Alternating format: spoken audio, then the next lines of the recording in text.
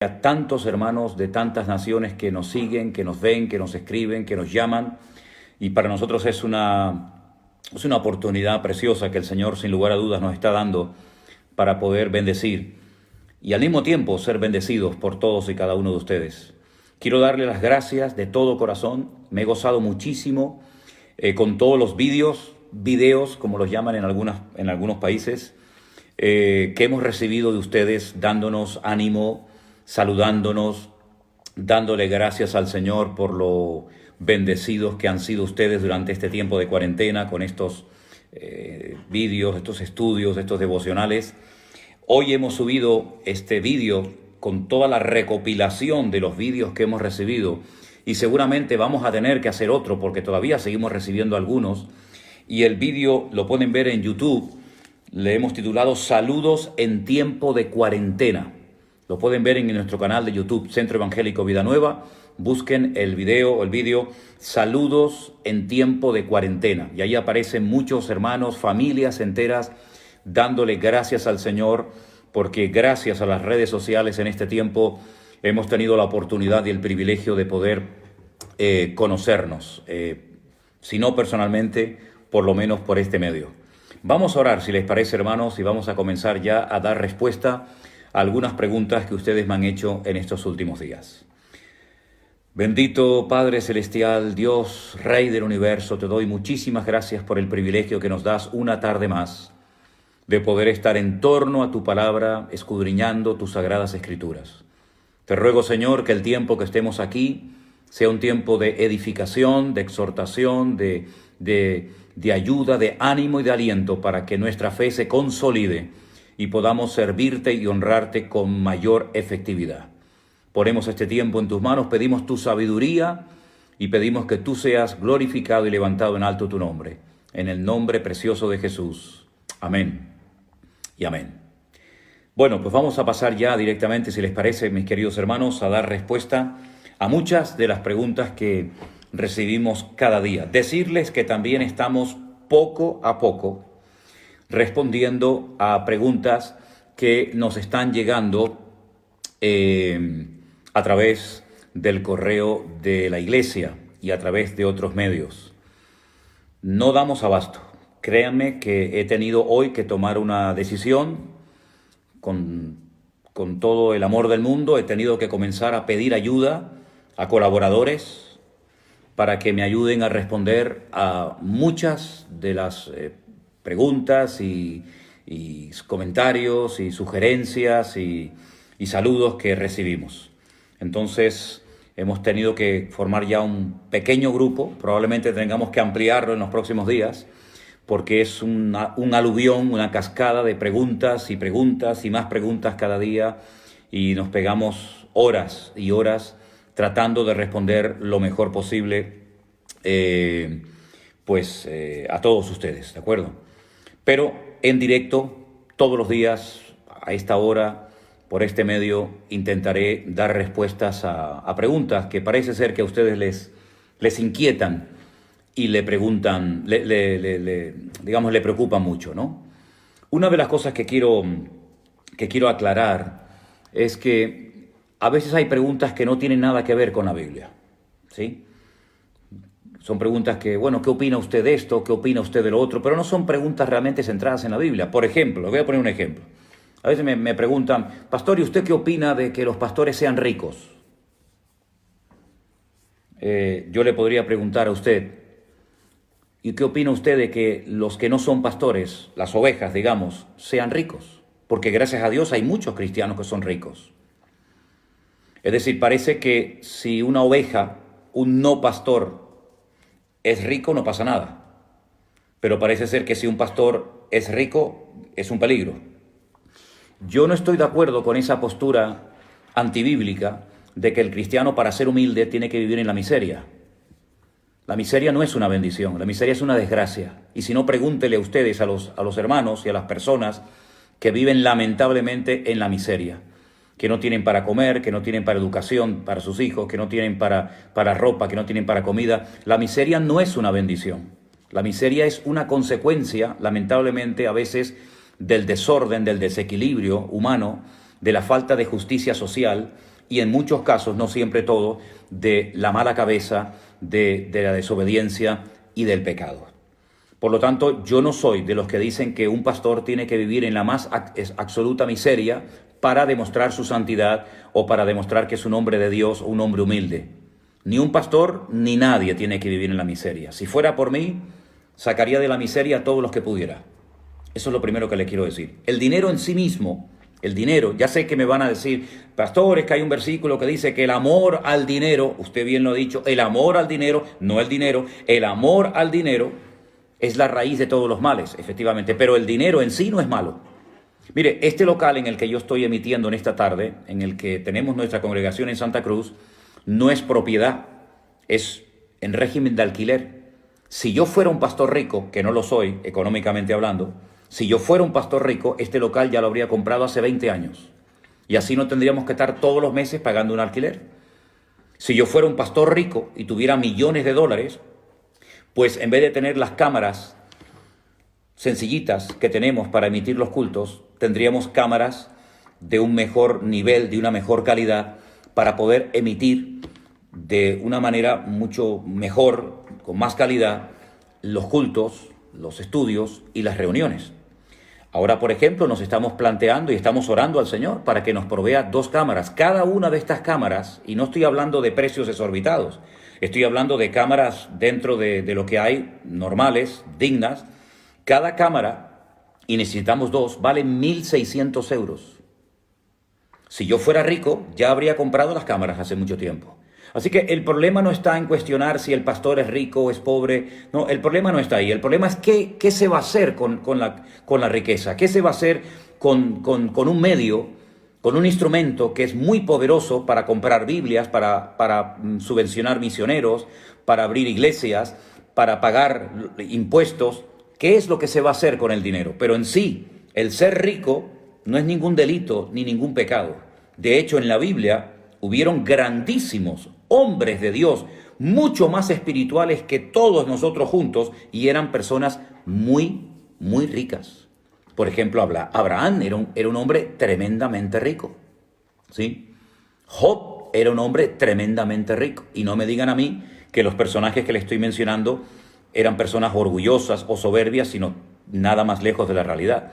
Por lo tanto, el problema no está en el dinero, en la riqueza. Si un pastor, porque tiene una iglesia grande, porque los hermanos lo aman, porque le llegan ofrendas, porque lo bendicen, porque le ayudan, pues tiene un nivel, digamos, económico superior, pues yo no tengo ningún problema en eso. ¿O usted preferiría que su pastor viviera en la más absoluta miseria para que de esa manera pudiera presumir de tener un pastor espiritual y en santidad?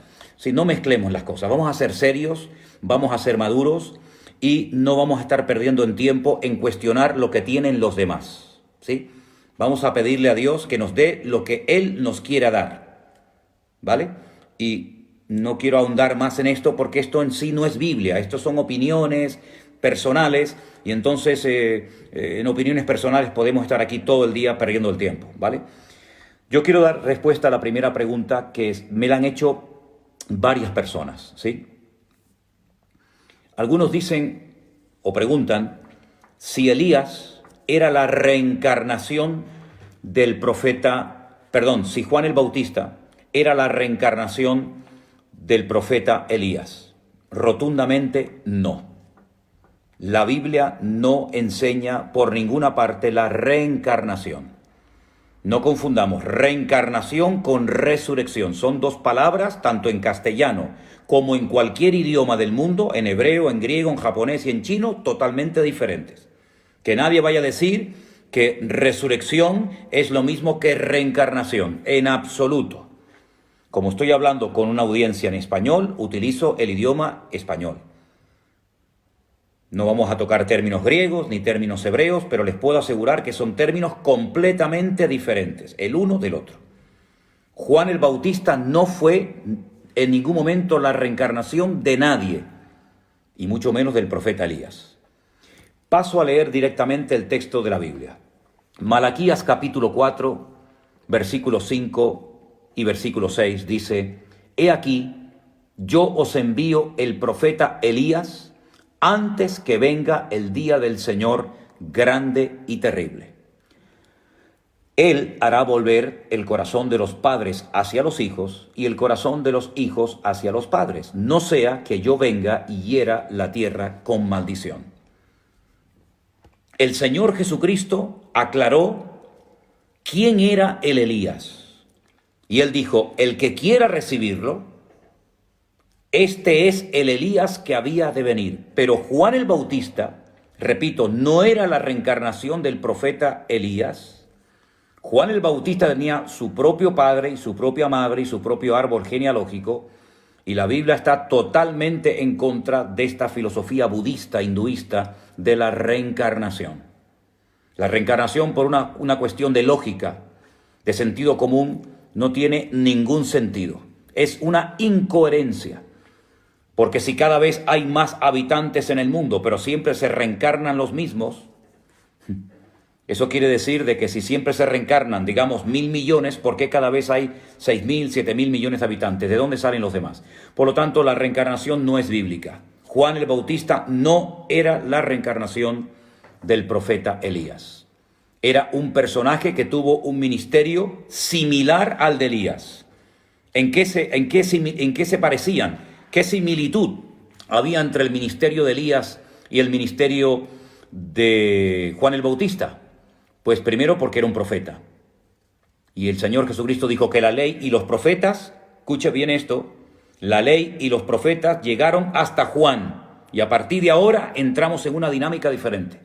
A partir de ahora se anuncia el reino de Dios, cosa que antes en el Antiguo Testamento, antes de Cristo, no se anunciaban, porque ni siquiera se conocía. Se hablaba del reino mesiánico futuro, se hablaba del reino de Israel, pero no del reino de los cielos, no del reino de Dios. ¿Ve? Entonces, Juan el Bautista era un profeta, como lo fue Elías. Juan el Bautista intentó, y en algunos casos lo consiguió con éxito, llevar a mucha gente al señorío de Dios, como lo hizo Elías. Juan el Bautista indicaba el camino para el Mesías, como hizo también Juan el Bautista. Es decir, hay similitudes, pero no es una reencarnación. Juan el Bautista era Juan el Bautista y Elías era Elías. Nada que ver la reencarnación en este tema. También han preguntado por la historia del rico y Lázaro. La historia del rico y Lázaro no es una parábola. La historia del rico y Lázaro es una realidad. Es como si el Señor corriera la cortina del más allá y nos permitiera ver qué es lo que está pasando antes de su muerte en la cruz. Antes de que el velo del templo se rasgue, la historia del rico y Lázaro es una historia real. En las parábolas no hay nombres propios. Se habla de un hombre, de un hijo, de una oveja, pero en esta historia real hay nombres propios. Por ejemplo, el de Lázaro. ¿De acuerdo? Entonces no es una parábola, es un anticipo o, digamos así, un privilegio que nos da el Señor de poder ver más allá lo que está ocurriendo en la otra vida. Esto ocurría antes de la crucifixión y resurrección del Señor Jesucristo. Luego también, después de su resurrección, todo cambió, ¿verdad? Pero para que dejar bien claro este tema. Por otra parte, alguien hace una pregunta. Yo les voy a repetir, discúlpenme con todo mi respeto, lo siguiente. Todas las preguntas que mientras yo estoy hablando, ustedes me están haciendo, yo no les voy a dar respuesta. Yo daré respuesta a las preguntas que ustedes me hagan cuando yo al final de mi intervención, yo diga, hermanos, ¿hay alguna pregunta? Pero no pierdan el tiempo, queridos hermanos, no pierdan el tiempo haciendo continuamente preguntas y preguntas y preguntas, porque ahora es el momento de oír, ahora es el momento de escuchar, no es el momento de preguntar. Bien, entonces, dicho esto, paso a la siguiente pregunta. ¿Por qué Dios quiso matar a Moisés después de haberlo llamado?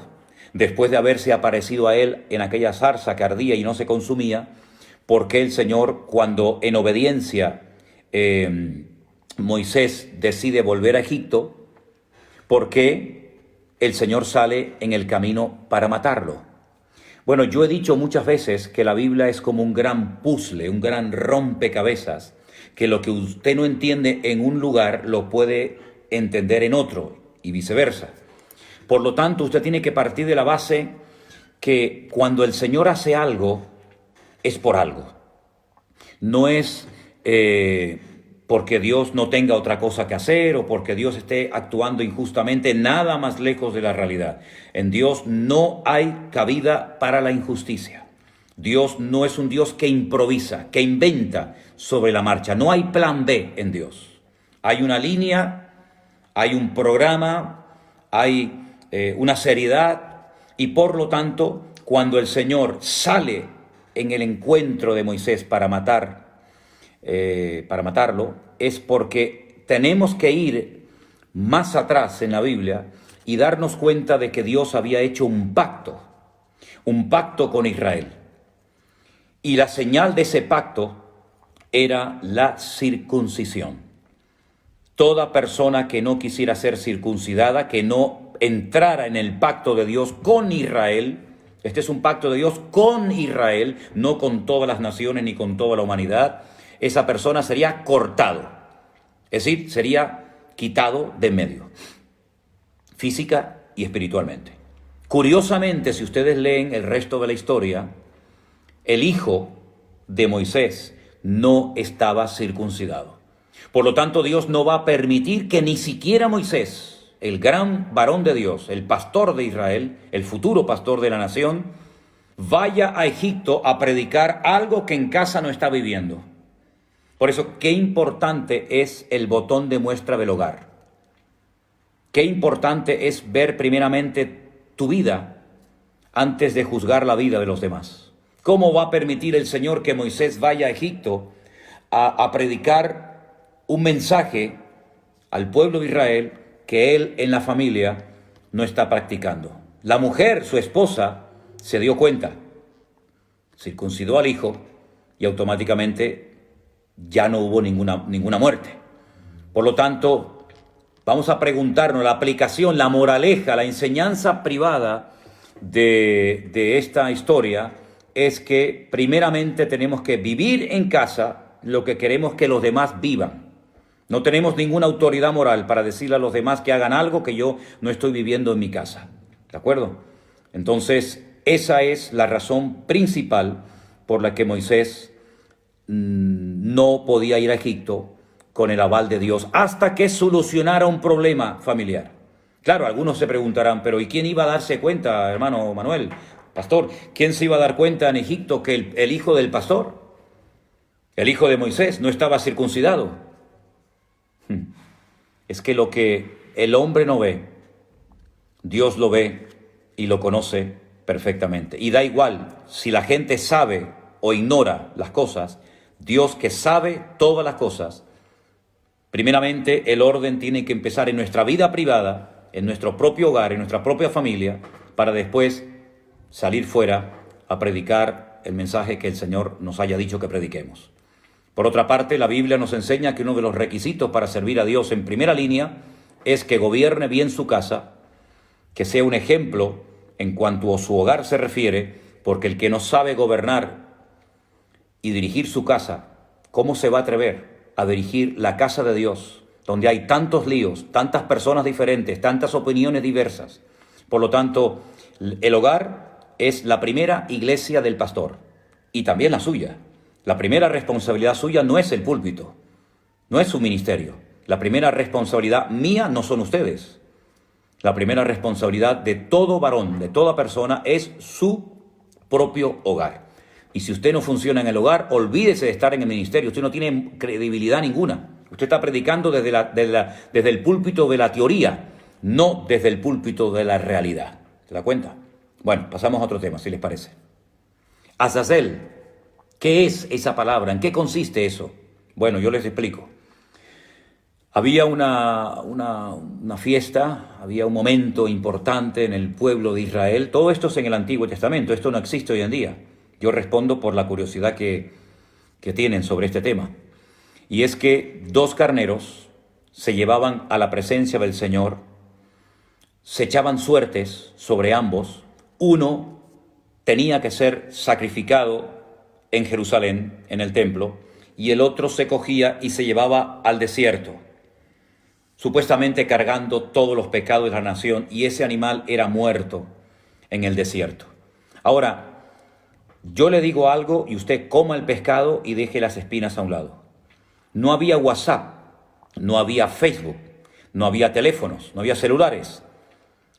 El cordero, el carnero en Jerusalén se tenía que matar cuando primeramente hubiera muerto el cordero que se llevaban a Azazel, al desierto.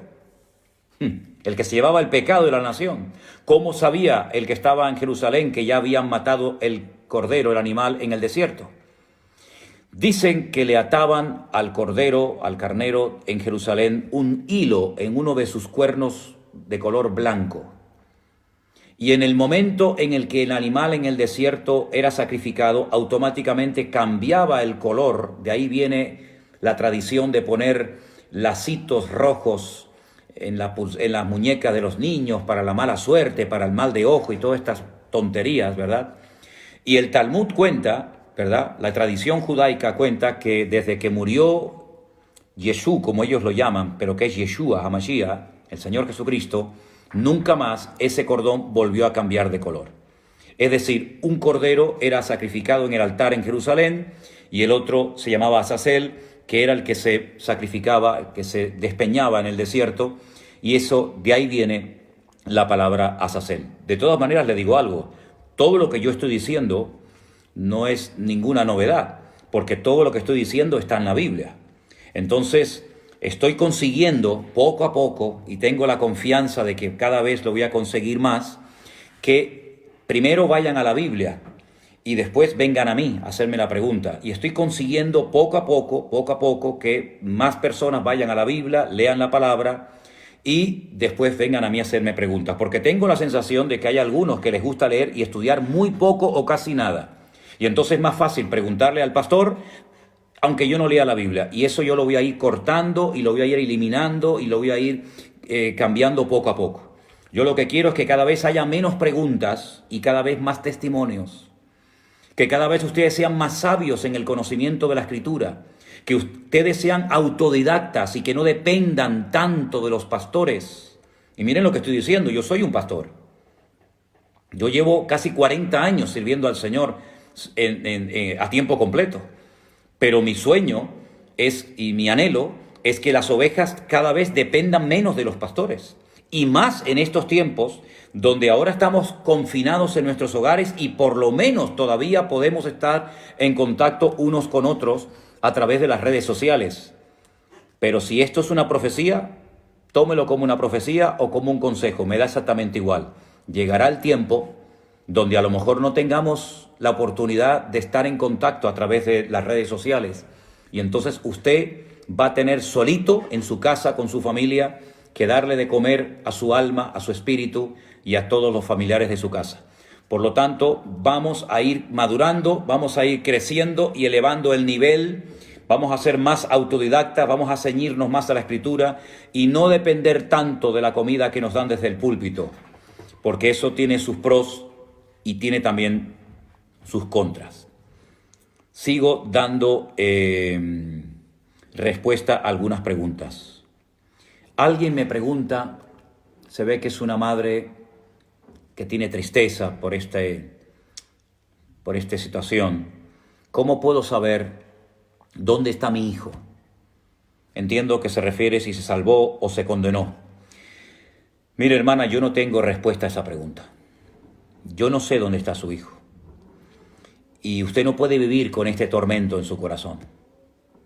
Yo lo único que le pido es que usted le pida al Señor que ponga paz en su corazón, porque quién sabe si en el último momento de su vida este muchacho se salvó. Permítame contarle una historia. Un muchacho estaba una vez haciendo, no sé cómo lo llaman en sus países, haciendo autostop, esperando que alguien lo levantara, que alguien lo recogiera en la carretera para ir a su casa. Después de un rato paró un señor con un auto hermosísimo, un auto de lujo, y lo llevó. Y este muchacho en el camino le fue dando testimonio a este hombre y este hombre hay un momento en el que se arrima al costado de la carretera y recibe, acepta al Señor Jesucristo como su Salvador personal, le pide perdón por sus pecados, se rinde a Cristo y nace de nuevo. Y después de unos kilómetros, el muchacho se baja del vehículo, pero antes de irse, este señor multimillonario le da una tarjeta y le dice: muchísimas gracias por haberme hablado del Señor, nunca olvidaré este encuentro, nunca olvidaré este día. Y se despiden y le da una tarjeta y le dice: si algún día vas a la ciudad donde yo vivo, por favor, visítame. Pasó el tiempo, unos años, y este muchacho tiene que hacer un viaje a la ciudad donde vivía, o donde él creía que vivía en aquel momento, aquel señor que lo había recogido en la carretera. Recuerda que tiene la tarjeta y cuando va a visitarlo se encuentra que hay un edificio inmenso de lujo con el nombre de este señor y se da cuenta de que este señor realmente era un multimillonario en los Estados Unidos. Esto que le estoy contando es una historia real, no es una historia inventada ni una historia que la cuento como simplemente una anécdota, es una historia real. Este muchacho llega a la oficina y pregunta por este señor y una señora le dice: ¿por qué usted quiere hablar con este señor? Y le cuenta lo que yo les acabo de contar a ustedes ahora.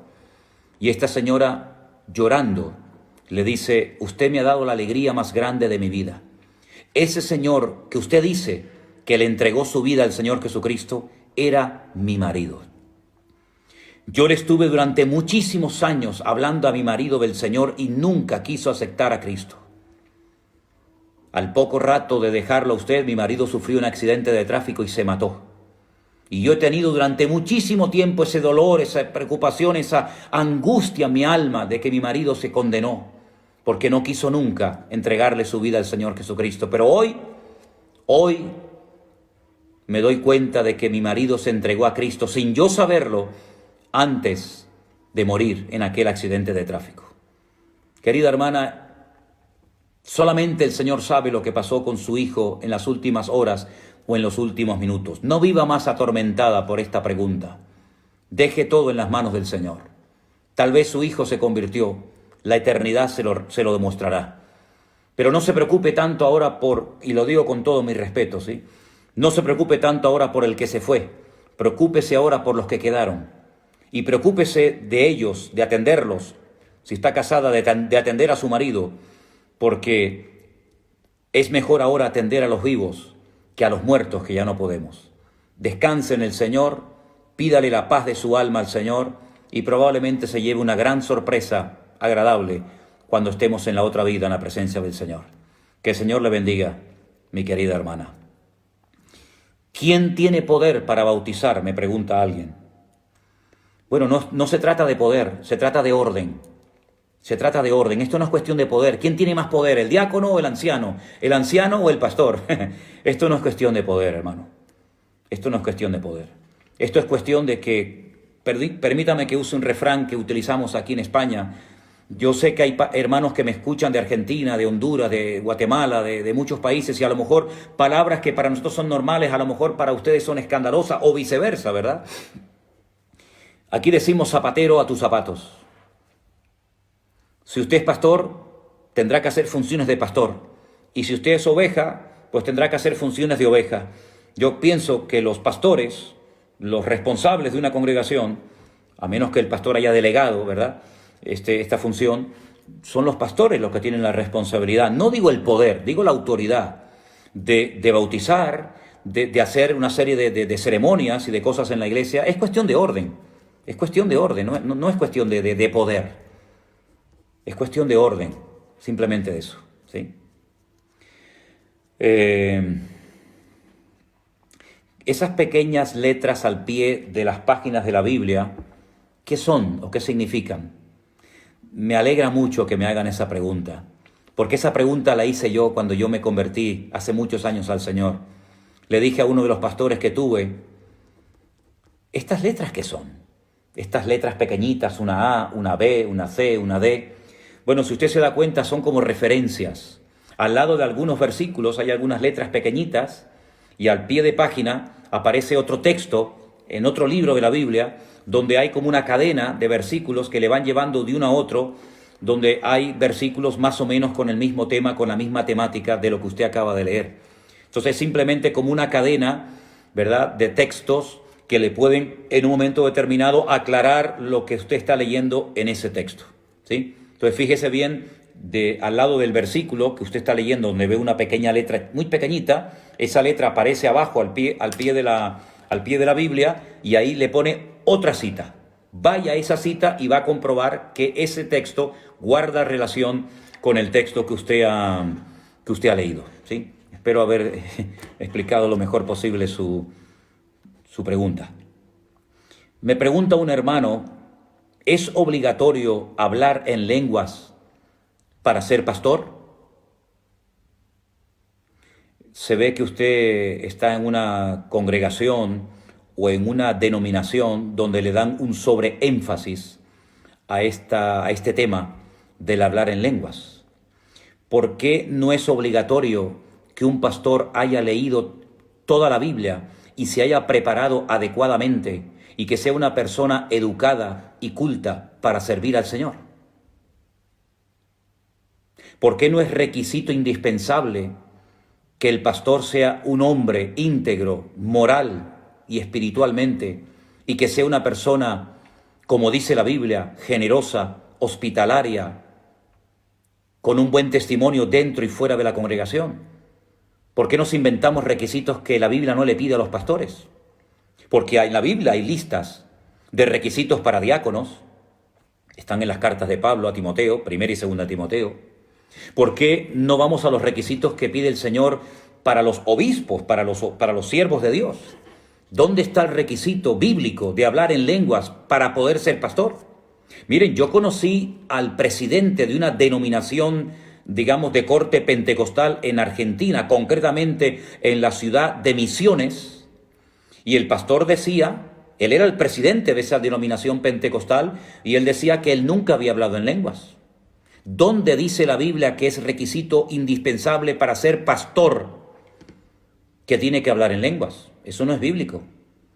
Eso es una norma de esa iglesia o de esa denominación. Ahora, si usted está en esa iglesia, si usted pertenece a esa denominación, usted tiene que acatar y usted tiene que respetar y someterse, si quiere ser pastor, a lo que le exigen en su denominación. Y si no está de acuerdo, pues ya sabe lo que tiene que hacer, cambiar de iglesia o de denominación.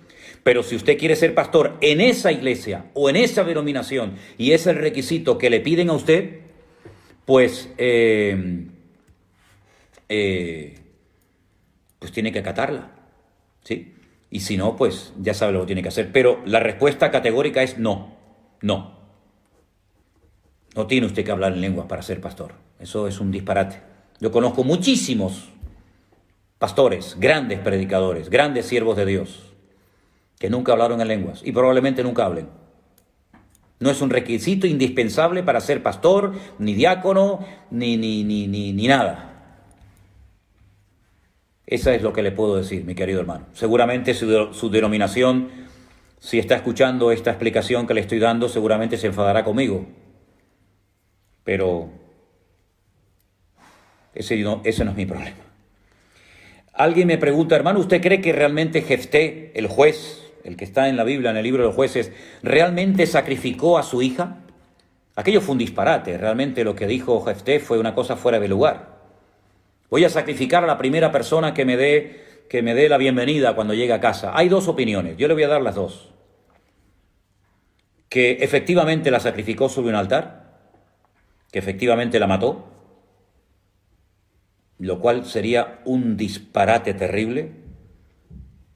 Y la otra opinión es que más bien se trata como de un eufemismo, de una expresión que consistía en no darla en casamiento.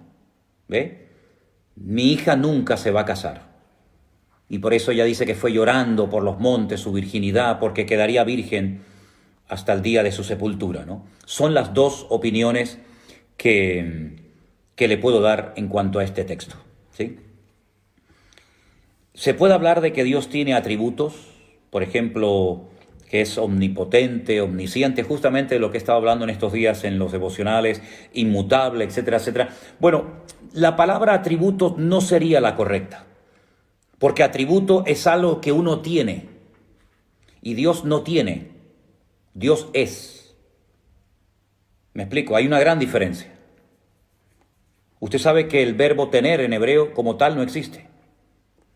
Hay una letra, que es la letra lamed, que se declina para poder decir yo tengo, tú tienes, él tiene, nosotros tenemos, etcétera, ¿verdad?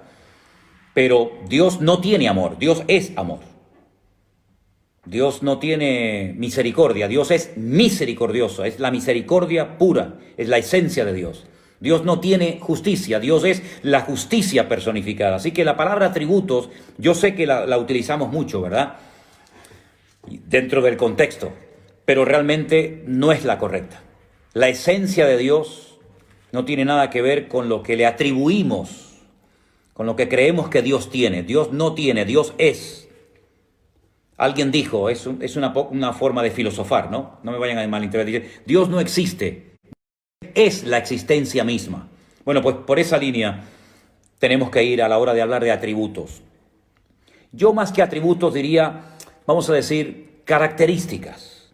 ¿Cómo es nuestro Dios? Nuestro Dios es misericordioso, nuestro Dios es santo, nuestro Dios es fiel, nuestro Dios es justo, más bien que utilizar la palabra atributo. El ayuno bíblico. Bueno, el ayuno bíblico, el verdadero ayuno, está en el libro de Isaías. Yo no le voy a decir dónde está, pero alguien me preguntó concretamente, ¿cuál es el ayuno bíblico? Bueno, si usted quiere estudiar el tema del ayuno, lo que tiene que hacer es ir a una concordancia, que le aconsejo a todos que compren una buena concordancia, busque, por ejemplo, usted la palabra ayuno, y entonces usted tiene todos los versículos de la Biblia que hablan del ayuno. Pero hay un capítulo en Isaías que habla del ayuno verdadero, el ayuno que Dios acepta, el ayuno que Dios le pedía en ese momento al pueblo de Israel. Y está en el libro de Isaías. Búsquelo y usted va a encontrar la respuesta por sí misma, ¿vale? Me preguntan, ¿hace falta prepararse para bautizarse? Dado los tiempos que vivimos, yo diría que sí. Sí, porque lamentablemente, y no se me ofendan, la base de muchos creyentes es pésima, prácticamente inexistente. Después quieren construir un ministerio, quieren construir un campo misionero y quieren hacer y hacer, pero si usted no tiene una buena base, sí, Isaías 58, gracias hermano, efectivamente, Isaías 58, ese es el capítulo. Bueno, yo no lo quería decir para que lo buscara, pero bueno, usted ya se adelantó. Bueno, el problema aquí, desde hace mucho tiempo, es la base. Aquí no se ha puesto una buena base. Y después todo lo que se quiere edificar arriba se viene abajo. Por eso tantas divisiones, por eso tanto mal ejemplo, tanta manipulación. Por eso hay gente que llama doctrina a lo que nunca es una doctrina, pero que para ellos es una doctrina, como el pelo, la falda, el velo, y creen que son doctrinas, nada que ver, pero están sinceramente convencidos de que es así. ¿Por qué? Porque no ha habido una buena base. Ha habido una pésima o mala enseñanza durante muchos años. Y aquí se trata ahora un poco casi como le dijo el Señor a Jeremías. Primeramente tienes que arrancar antes de poder sembrar. Y estamos tratando de arrancar muchos mitos. Estamos tratando con la palabra, con la espada del Espíritu, de aclarar cosas para ir arrancando falsas ideas, falsos conceptos, falsos prejuicios, falsas enseñanzas para poder después comenzar a construir adecuadamente. Pero aquí ha habido una enseñanza muy limitada, muy pésima, y ese es el motivo por el cual muchos creyentes luego después te hacen preguntas que si hubieran leído la Biblia no las estarían haciendo. Porque yo observo que muchas de las preguntas que la gente me hace son la evidencia de que no leen la Biblia. No leen la Biblia. Si leyeran más la Biblia, no preguntarían muchas cosas que son muy fáciles encontrarlas en la Biblia. Por ejemplo, imagínense que alguien me pregunta, hermano, ¿y cuántas bienaventuranzas hay en el Sermón del Monte? Con la pregunta que me está haciendo, yo ya sé que no ha leído el Sermón del Monte. Porque si lo hubiera leído, sabría perfectamente cuántas bienaventuranzas se mencionan en el Sermón del Monte. Hermano, ¿cuántas oraciones del Señor Jesucristo encontramos en el Nuevo Testamento? Con la pregunta ya me está indicando que no ha leído el Nuevo Testamento, por lo menos la parte de las oraciones de Cristo. Es decir, la pregunta que hacemos a veces nos delata.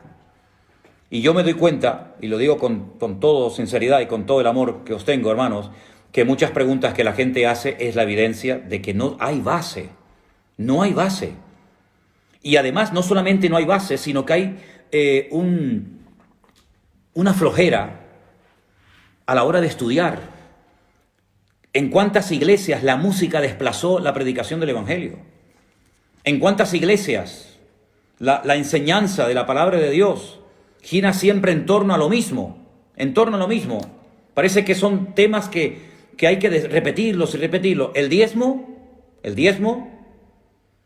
la ofrenda, y después ya se metieron lo de las primicias, que no tienen ni idea cuando hablan de las primicias muchísima gente, pero es que ni la más remota idea, ¿verdad?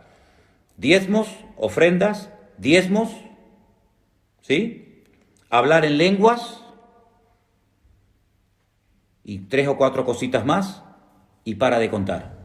Entonces, el nivel de la iglesia actual es pésimo, es terrible. Cualquier testigo de Jehová domina sus temas, sus falsas doctrinas, mucho mejor que las verdaderas doctrinas bíblicas en la vida de muchos creyentes.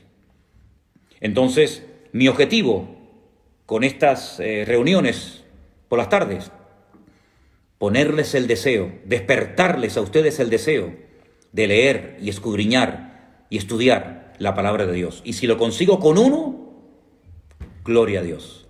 Como decía Moshe Maimónides, el Rambán, más vale enseñarle a uno solo, que tiene ganas de aprender, que a 10.000 personas que no tienen ningún deseo de cambiar ni de aprender nada. ¿Se da cuenta? La prosperidad, efectivamente, la prosperidad. ¿Por qué la prosperidad? Gracias, a ver quién era el que me dijo, hermana Sandra. ¿Por qué la prosperidad tuvo tanto arraigo en muchas iglesias evangélicas? Por el vacío de enseñanza, por la falta de base que había. Si hubiera habido una buena base, los mismos creyentes hubieran dicho, alto, esto no es de Dios.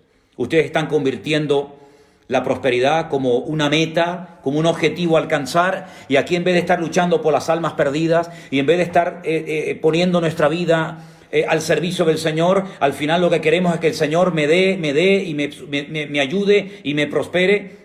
Esa es la demostración de la falta de seriedad, de la falta de base en muchos ministerios y en muchas congregaciones. ¿Y quiénes son los que llevaron esta falsa doctrina, que no es doctrina, por utilizar un término? ¿Quiénes son los que llevaron esta enseñanza a las iglesias? Los que nunca tenían que haberla llevado, los pastores, que una de las responsabilidades de los pastores es velar por la sana doctrina de la iglesia. Cuando entra falsa doctrina en la iglesia y entra por la cabeza, es la evidencia de que hasta la cabeza está enferma. Y si la cabeza está enferma, todo tu cuerpo enfermará. Por eso aquí hay que comenzar a poner bases. Y las bases no las pongo yo. Las bases las pone Dios. No hay otro fundamento que el que está puesto. Jesucristo, hombre. Y el Señor Jesucristo ha dejado bien claro en su palabra cuáles son las bases, qué es lo prioritario, qué es lo secundario, qué es lo que hay que buscar, qué es lo que no hay que buscar, qué es lo que viene pidiendo, qué es lo que viene por añadidura. Porque hay cosas que vienen no por pedirlas, sino vienen solas, como añadidura. Hay otras cosas que sí hay que pedirlas. Hay otras cosas que sí hay que buscarlas, pero muchas cosas que forman parte de la añadidura, no hay ni que buscarlas ni que pedirlas. Ni que buscarlas ni que pedirlas. Vienen solas por añadidura. Y vemos en la Biblia muchos casos. Un hombre solo en el desierto, sin centros comerciales, sin supermercados, sin mall, como llaman en Estados Unidos a estas estructuras enormes, ¿verdad?, comerciales. Un hombre solo en el desierto, sin dinero, sin pastor, sin iglesia, sin ningún hermano en Cristo, sin recursos de ningún tipo, nunca pasó hambre. Los cuervos, que es una de las aves más asustadizas que existen. Yo he estado en Israel docenas de veces y el cuervo en Israel, como en muchas partes del mundo, pero es un poco diferente, Es un ave tremendamente asustadiza. Pues mira tú, lo que uno nunca pensaría que el Señor iba a utilizar. Un ave tan asustadiza todos los días, por la mañana y por la tarde, porque se comía 2 veces solamente en la época bíblica. No es como hoy en día, que algunos están todo el santo día comiendo por la mañana, por la tarde, por la noche, sino 2 veces al día se comía, ¿verdad? Por la mañana y con la caída del sol, los cuervos venían y le traían pan y le traían carne todos los días a su siervo en el desierto, al profeta Elías. La fidelidad de Dios. ¿Qué pasa? ¿Que el Dios de Elías no sabe en el desierto en el que yo estoy ahora? ¿Que el Dios de Elías no sabe dónde yo me encuentro ahora mismo? ¿Y qué necesidad puedo tener como pastor, como iglesia, como familiar? ¿O usted? Hermanos, Dios todo lo sabe, Dios todo lo conoce, Dios todo lo puede, Dios está en todas partes al mismo tiempo. Por lo tanto, si buscamos primeramente lo que hay que...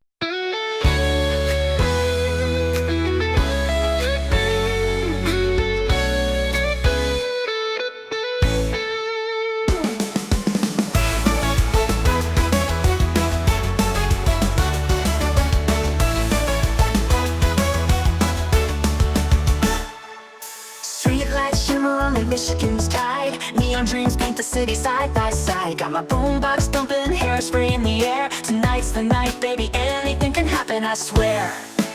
He's got eyes like fire, a smile like a summer day. And when he looks at me that way, my heart just starts to sway. He's across the room, but I know what he's thinking. Underneath this disco ball, our hearts are gonna be linking. When he's sitting nice, hearts beating like a drum.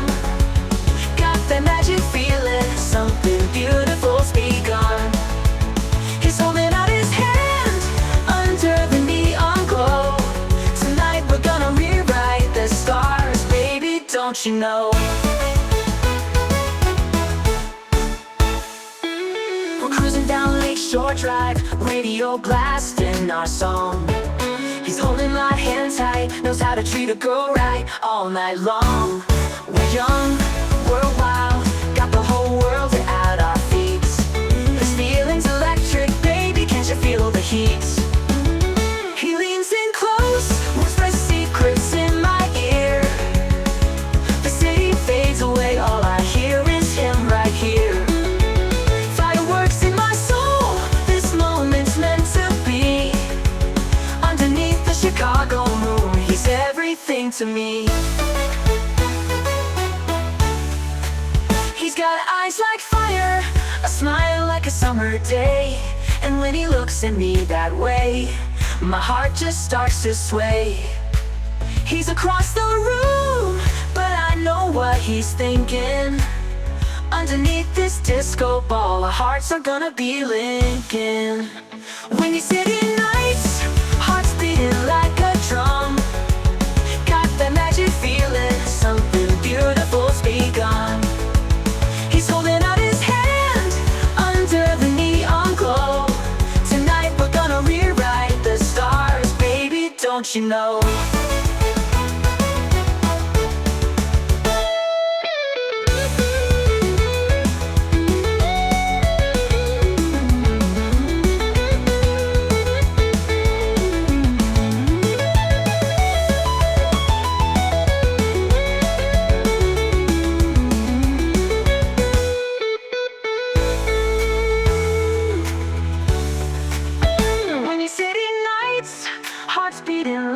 Drum.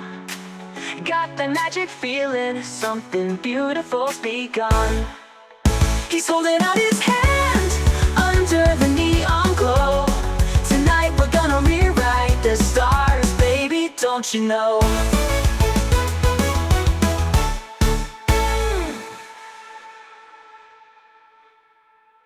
Algunos pastores con canal de YouTube piden sutilmente ofrendas.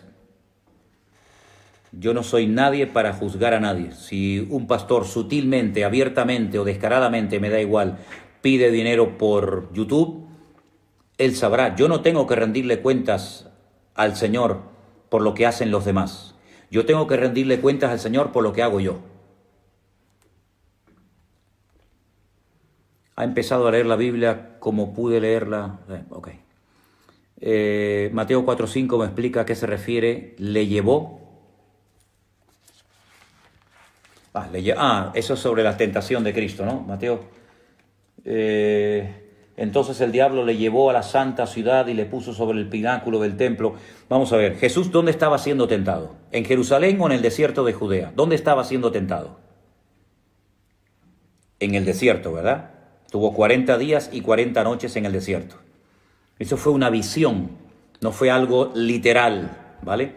Era una tentación a su mente para que él cayera y se diera la tentación. Eso que le llevó, le mostró, ¿verdad? Le enseñó. Es una expresión, es simplemente una expresión, ¿sí? El Leviatán, lo dije el otro día, era un monstruo marino que se menciona en la Biblia. Ya lo explicamos el otro día. ¿Nos puede alar de mi vida en un sueño Dios? ¿Nos puede alar? No entiendo esa expresión, discúlpeme, hermano.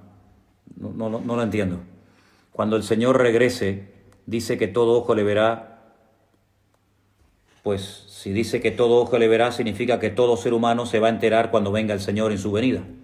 No va a ser como cuando vino la primera vez, que poquitos se enteraron que había nacido el Mesías en Belén de Judea, ¿sí? Todo ojo se va a enterar, todas las naciones de la tierra. No entiendo lo de Adán y Eva. ¿Cuál es el fruto del árbol? Hay varias opiniones. Algunos dicen que era una manzana, otros dicen que era un higo. Hay varias opiniones, pero nadie sabe con exactitud exactamente a qué fruto se refiere. Era un fruto del cual no se podía comer. Podía ser una sandía, un melón, un plátano, un cacahuete, yo qué sé. Da igual, hermano, da igual. Era un fruto que no se podía comer. Repito, lo más generalizado es que era una higuera, porque después él se viste con hojas de higuera. Otros dicen que era una manzana, lo cual no lo dice la Biblia. La Biblia no dice qué fruto era. La Biblia dice que no podían comer de ese árbol, ¿de acuerdo? Voy a ir terminando. Ok, está bien, vamos a dejarlo ahí. ¿Qué libro recomienda para estudiar el idioma hebreo? Hay muchos cursos, depende del hebreo que usted quiera estudiar. Si quiere estudiar el hebreo bíblico, hay muchos materiales en español que usted puede conseguir para leer, aprender a leer, a escribir el hebreo bíblico. Y después está el hebreo moderno. Depende del tipo de hebreo que usted quiera dominar o conocer. Hay mucho material.